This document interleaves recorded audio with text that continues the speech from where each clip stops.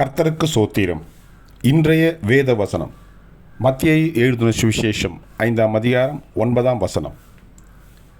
சமாதானம் பண்ணுகிறவர்கள் பாக்கியவான்கள், அவர்கள் தேவனுடைய புத்திரர் எனப்படுவார்கள். ஆமென். மத்தேயு எழுதின சுவிசேஷம் 5ஆம் அதிகாரம் 9ஆம் வசனம்.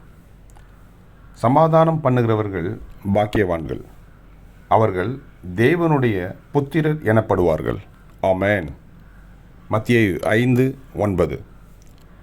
கர்த்தர் உங்களை ஆசீர்வதிப்பாராக, உங்களோடு கூட இருப்பாராக. ஆமென்.